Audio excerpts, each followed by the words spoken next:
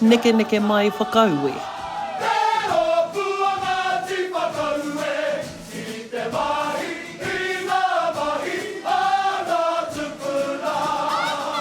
Mā tāmua mai hei pītau whakarei tonu mā Te Arawa. Kia ha Pūkōrero ki ngā kapa iru? Mohi ana au ei te mamai. Tūtai Pikikōtuku o Ngāti Rongomai. Ko whakahuatia, kua tū ki mua te marea o Te Arawa Waka. Me te ki, ko koutou te toa whakaihuwaka. Ko tango hea, tērā tūnga i nai. Huri atu ki Te Kapa Haka o Ngāti Whakaue.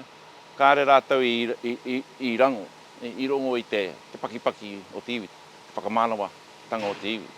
Hakua tā mātou o Aukaha, he tono kia uiwi te kapa toa whakaihuwaka hau, ka hore Te Kapa Haka o Ngāti Whakaue he ho mai whakautu a ka mera nei. Engari, he tuku kē mai, mā tēnei pānui pāpāho. E tautoko ana mātou ko mātou koeke i te huarahi i takahia e Te Tarahiti.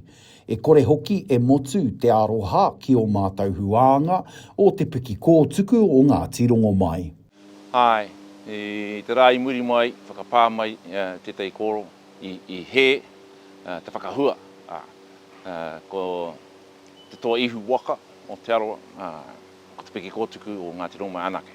Kaore mātou i te wātea, kua haipapatia mātou katoa ki nā kaupapa huhua nui o te hapori, o te iwi me te whānau.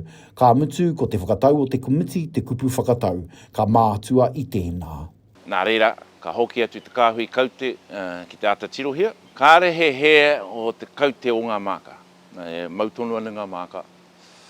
Engari ko te pūnaha i whakatakatohia e te komiti, kei reira tētahi hapa.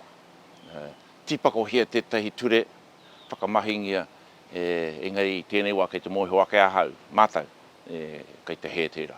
Nā reira, kei te kōrero koe, i hapana runga noi tētahi ture hau? Ai, tētahi ture whakahautia rā i tēnei tautonu. Hei whakawehe i ngā tūranga.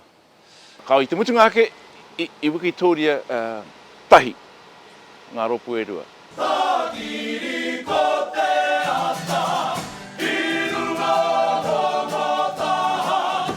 Ka huri te kei o te waka tapotu atu kia tainui, kia takiri tū a Te Arawa ki te matatini hei tērā tau. Hēni te mate koiwi tēnei, mā Aukaha.